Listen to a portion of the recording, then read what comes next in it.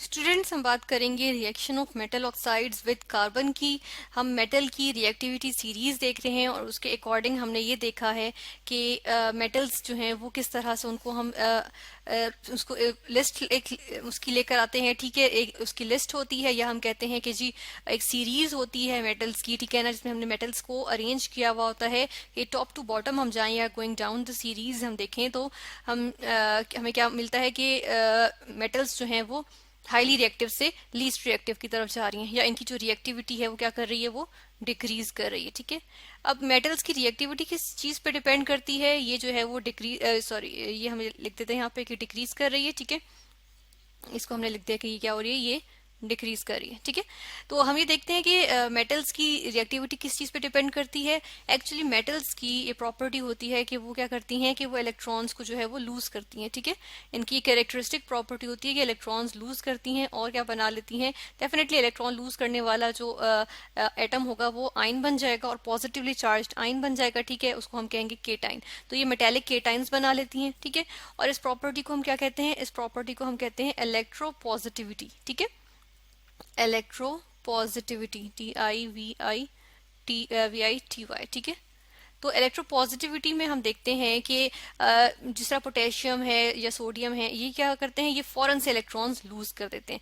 अब जो एलिमेंट फौरन से इलेक्ट्रॉन्स लूज करेगा वो तो जो मेटल फौरन से इलेक्ट्रॉन्स लूज करेगा वो बहुत ज्यादा रिएक्टिव होगा। ठीक है, और उसकी इलेक्ट्रोपॉजिटिविटी भी ज्यादा होगी। तो हमने इनको ऐसे ही अरेंज किया हुआ है कि डाउन सीरीज जाएंगे हम तो हम देखते हैं कि जी इलेक्ट्रोपॉजिटिविटी या रिएक्टिविटी डिक्रीज कर रही है। ठीक है, किस वजह से, क्योंकि इनकी इलेक्ट्रोपॉजिटिविटी डिक्रीज कर रही है, इलेक्ट्रॉन देने की सलाहियत, इलेक्ट्रॉन लूज करके स्टेबल हो जाने की सलाहियत जो है वो डिक्रीज कर रही है। ठीक है, फिर हम ये देख लेते हैं, इसमें हमने कार्बन को शो किया जो कि नॉन मेटल है। किस वजह से किया है, ये हम स्टैंडर्ड लेते हैं। जबकि हम हाइड्रोजन की बात करें तो ये भी नॉन मेटल है, इसको भी हम स्टैंडर्ड के तौर पर यहाँ पर लेते हैं। ठीक है, फिर हम देखेंगे कि ऑक्साइड्स क्या होते हैं और मेटेलिक ऑक्साइड्स क्या होते हैं। ऑक्साइड्स होते हैं एक्चुअली हम कहते हैं कि जी बाइनरी कंपाउंड्स ऑफ ऑक्सीजन। ठीक है, बाइनरी कंपाउंड्स यानी कि जो दो एलिमेंट से मिलकर बने हो, binary compounds compounds of oxygen. ठीक है, ऑक्सीजन के बाइनरी कंपाउंड्स।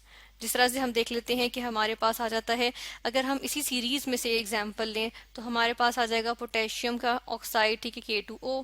ठीक है, इसी तरह सोडियम ऑक्साइड Na2O। ठीक है ना, अभी क्या है, मेटल ऑक्साइड्स, क्योंकि हम मेटल के ऑक्साइड्स देख रहे हैं। ठीक है ना, फिर हम देख लेते हैं कि जिंक का भी ऑक्साइड आ सकता है, ZnO। ठीक है, इसी तरह हमारे पास जो है वो कॉपर का भी आ सकता है जो कि होगा CuO।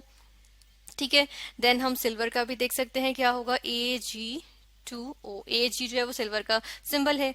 तो हम इसी सीरीज में देख रहे हैं जो लीस्ट रिएक्टिव मेटल्स हैं उनको नोबल मेटल्स भी लिखा है। नोबल मेटल्स मतलब, नोबल मेटल्स ऐसी मेटल्स होती हैं जो कि रूम टेम्परेचर पे देखें या हम इसको नॉर्मली देखें तो ये बहुत रेयर चांस होता है कि ये रिएक्शंस शो करें। ठीक है, जिस तरह से कॉपर कम ही रिएक्शंस देती है। ठीक है, लेकिन सिल्वर, गोल्ड और प्लेटिनम की बात करें तो ये तो बिल्कुल ही बहुत कम रिएक्शंस देते हैं। ठीक है, अब हम यहाँ पर एक और चीज जो देख लेते हैं कि जब हम रिएक्शन देखेंगे ना कि मेटल ऑक्साइड्स का कार्बन के साथ क्या होता है, तो इसमें हम एक चीज जो नोट करेंगे वो ये है कि एक चीज जो हम यहाँ पर लिखते हैं की सी बना लेते हैं। ठीक है, वो किस तरह से कि हम देखते हैं कि जी मेटल जो है, एक मेटल अगर हमारे पास मौजूद है वो जितनी ज्यादा रिएक्टिव होगी, ठीक है ना, एक मेटल जितनी ज्यादा रिएक्टिव होगी डेफिनेटली वो फौरन से क्या करेगी, वो फौरन से कंबाइंड फॉर्म में आना पसंद करेगी। ठीक है ना, इसीलिए हाईली रिएक्टिव वाली जो मेटल्स है हमारे पास वो क्या करती हैं, वो कंबाइंड फॉर्म में रहना ज्यादा पसंद करती हैं। ठीक है, कंबाइंड फॉर्म में। जबकि अगर हम लीस्ट रिएक्टिव की बात करें तो वो क्या करती हैं, वो अनकम्बाइंड फॉर्म में रहना ज्यादा पसंद करती हैं। ठीक है, यहाँ पर हम लिखेंगे अनकम्बाइंड। ठीक है, तो हम ये कह रहे थे कि जी मेटल्स अगर जितनी ज्यादा रिएक्टिव होती हैं उतनी ही फौरन से वो क्या कर लेती हैं, वो जो है वो कंपाउंड्स बनाती हैं। ठीक है, तो एक मेटल का जो कंपाउंड है, अगर वो मेटल बहुत ज्यादा रिएक्टिव थी तो उसका कंपाउंड, या चले हम यहाँ पर मेटल का कंपाउंड यानी ऑक्साइड्स की बात कर लेते हैं, तो उतने ही ज्यादा मेटल ऑक्साइड्स उन मेटल्स के जो बहुत ज्यादा रिएक्टिव मेटल्स थी उनके ऑक्साइड्स भी क्या होंगे, उतने ही ज्यादा स्टेबल होंगे। ठीक है, तो यानी कि अब अगर पोटेशियम जो है वो हाईली रिएक्टिव है तो डेफिनेटली वो चाहेगी फॉरन ऑक्सीजन के साथ वो बॉन्ड बना के पोटेशियम का जो है वो ऑक्साइड में आ जाए, पोटेशियम ऑक्साइड में आ जाए। ठीक है, अब पोटेशियम ऑक्साइड में आ गई है वो इतना ही ज्यादा क्या होगा, स्टेबल होगा। ठीक है, तो हम देखते हैं कि जी यहाँ पर हमें ये पता चलता है कि जो कार्बन है ना, कार्बन जो रिएक्टिविटी सीरीज में आए, हमने कहा था ये स्टैंडर्ड है। तो स्टैंडर्ड किस तरह से है कि कार्बन से जो ऊपर के हमारे पास मेटल्स हैं, मोस्टली इनमें से ऐसी हैं जिनको हम देखते हैं कि जी ये इनके मेटल ऑक्साइड्स जो है वो स्टेबल हैं, क्योंकि ये कार्बन से ज्यादा रिएक्टिव हैं, ठीक है, इसलिए ये कंबाइंड फॉर्म में ज्यादा रहना पसंद करेंगी, बजाय इसके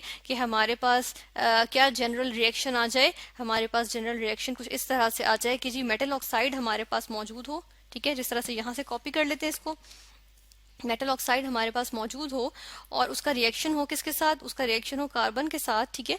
तो हमारे पास क्या चीज बन जाए, यहाँ पर हमारे पास जो है वो आ जाए मेटल आ जाए, सिंपल मेटल, ठीक है, यानी कि मेटल जो है उसमें से ऑक्सीजन निकल गया, ठीक है, और साथ में क्या आ जाए, कार्बन का जो है वो ऑक्साइड आ जाए, ठीक है। यहाँ पर हम देखते हैं कार्बन डाइऑक्साइड आती है या हमारे पास कार्बन मोनोऑक्साइड आती है। चले हम इसको बाय प्रोडक्ट है, इसको यहाँ पे चले मेंशन नहीं भी अगर करें तो हमारे पास जो मेटल ऑक्साइड होता है वो रिड्यूस हो जाता है मेटल में, क्योंकि मेटल डेफिनेटली इलेक्ट्रॉन लूज करने की सलाहियत होती है, इसमें पॉजिटिव चार्ज होता है, ठीक है, और पॉजिटिव चार्ज से ये जीरो पे जा रही है, यानी कि इसने अपना इलेक्ट्रॉन जो लूज किया था उसको वापस गेन कर लिया, तो क्या हुआ, इसके ऊपर जीरो इसकी चार्ज आ जाएगा, ठीक है ना, ऑक्सीडेशन स्टेट के इसने कोई इलेक्ट्रॉन अब जो है ना लूज किया हुआ है ना गेन किया हुआ है, ठीक है। फिर हम ये देखते हैं कि कार्बन ने क्या किया, रिड्यूस कर दिया। अब जो हाईली रिएक्टिव मेटल्स हैं वो तो उनके तो ऑक्साइड स्टेबल होंगे, तो वो कार्बन से जितनी भी ऊपर वाली जो हमारे पास मेटल्स हैं वो जो है वो ये रिएक्शंस शो नहीं करेंगी, लेकिन हम देख रहे हैं जो जिंक से लेके नीचे तक जो है वो ये रिएक्शंस शो करती हैं, ठीक है। उनके मेटल ऑक्साइड्स का हम अगर नेचर देख लें तो हम सबसे पहले बात कर लेते हैं, चले हम जिंक की बात कर लेंगे, ठीक है ना। फॉर एग्जाम्पल जिंक है, जिंक का ऑक्साइड लिया हमने, इसका क्या होगा, जिंक का ऑक्साइड है, ठीक है, इसका रिएक्शन किसके साथ हुआ, कार्बन के साथ हुआ। अब नतीजे के तौर पे क्या चीज बन जाएगी, मेटल आना चाहिए, यानी कि जिंक आ गया, और साथ साथ क्या चीज बन जाती है, कार्बन मोनोऑक्साइड गैस बन जाती है, ठीक है। ये जिंक सॉलिड फॉर्म में आ गया, ये कार्बन था सॉलिड फॉर्म में, ये जिंक ऑक्साइड सॉलिड फॉर्म में, ठीक है ना। इस तरह से हमारे पास रिएक्शन आ गया। अब इसमें क्या हो रहा है, जिंक को अगर हम देखें तो ये क्या कर रहा है जी, ये टू पॉजिटिव स्टेट से कहाँ जा रहा है, जीरो में, यानी जो दो इलेक्ट्रॉन इसने लूज किए हुए थे वो वापस गेन करके जीरो में आ गया, ठीक है। तो इस तरह कार्बन ने क्या किया, कार्बन ने जिंक को जो है वो जिंक ऑक्साइड को, मेटल ऑक्साइड को रिड्यूस कर दिया सिंपल मेटल में, ठीक है। अब ये हमारे पास बहुत इंपॉर्टेंट रिएक्शंस होते हैं इंडस्ट्रियली अगर हम देखें, क्योंकि इनके अकॉर्डिंग हम क्या कर सकते हैं, हम यहाँ पर जो है वो हम इन मेटल्स को एक्सट्रैक्ट कर सकते हैं इनके ओर्स में से, इनके कंपाउंड्स में से, ठीक है। तो ये इंडस्ट्रियली बहुत इंपॉर्टेंट हमारे पास रिएक्शंस आ जाते हैं। और इसी तरह हमारे पास कॉपर का ऑक्साइड भी हो सकता है, ठीक है, ये सॉलिड फॉर्म में हमारे पास मौजूद था, कार्बन से इसका रिएक्शन हुआ। अब क्योंकि कॉपर जो है वो जिंक से भी नीचे है रिएक्टिविटी सीरीज में, तो क्या होता है जी, हमारे पास कॉपर तो फ्री मेटल आ जाती है, लेकिन साथ के साथ जो कंपाउंड बनता है वो बनता है कार्बन डाइऑक्साइड गैस, ठीक है। और हमारे पास इस तरह से रिएक्शन आ जाता है। इसको हम साथ के साथ बैलेंस करेंगे, बैलेंस करने के लिए हम देखते हैं जी ऑक्सीजन दो हैं, तो चलिए यहाँ पे 2 लगा देते हैं। अब यहाँ पर क्या है, कॉपर 2 हो गए तो यहाँ पर भी 2 लगा दिया, ठीक है।